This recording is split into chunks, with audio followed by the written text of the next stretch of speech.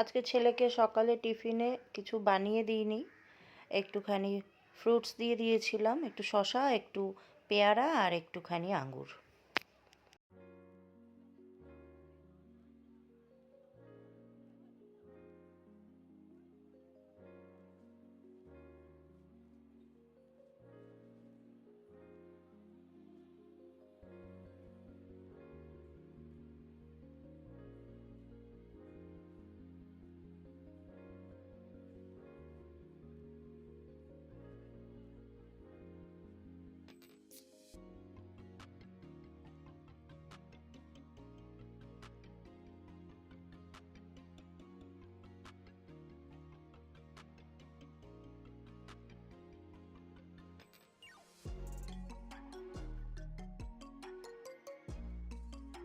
Morning বন্ধুরা, welcome back to the channel. আশা করি তোমরা সকলে খুব ভালো আছো, আমিও ভালো আছি। তো এখন বাজে সকাল প্রায় 8:30। আজকে হচ্ছে বুধবার, আর আমি এর মধ্যে ছেলেকে স্কুল পাঠিয়ে দিয়েছি।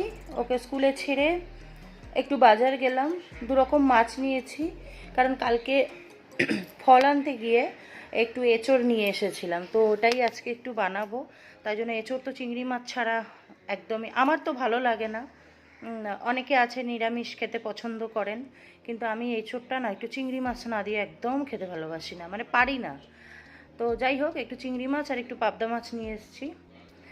আর এখন এসে দেখবে, তোমাদের দেখাচ্ছি আমার ঘরটার আজকে কি অবস্থা। যেমনি রান্নাঘরটার অবস্থা, অমনি আমার ডাইনিংটার অবস্থা, আর অমনি আমার আরেকটা বেডরুমের অবস্থা। আর একটা বেডরুম এই সবে গুছিয়ে, বিছানা টিছানা গুছিয়ে তোমাদের সঙ্গে কথা বলতে আসলাম। চলো তোমাদের দেখাই। দেখো, এই বেডরুমটা এখন গুছিয়ে নিয়েছি, পরিষ্কার করে নিয়েছি। আচ্ছা, আমার এখানে না কিছু গাছ আছে, গাছগুলো না বুঝতে পারছি না কেন মরে যাচ্ছে। যদি কে দেখো, দুটো গাছই মরে গেছে। যদি কেউ এই বিষয়ে জেনে থাকো আমাকে একটু জানিও প্লিজ। দেখো, আমার ডাইনিংটার এইরকম অবস্থা, এখানে সব ছড়িয়ে ছিটিয়ে আছে। এক পার্ট মেশিন চালিয়েছি কাচবার জন্য, আর এখন এগুলো সব এইভাবে পড়ে আছে। রান্নাঘরটা তো আরও খুব খারাপ অবস্থা। এই যে দেখেছো কি অবস্থা, এখানে সব পড়ে আছে এমনি করে। আর এখানে মাজা বাসন আছে, এগুলোকে এখন গোছাবো, তারপর এই বাসনগুলোকে গামলাতে রাখবো, তারপর মাছগুলো ধুয়ে পরিষ্কার করে ফ্রিজে তুলবো, যেটা দরকার সেটা রাখবো।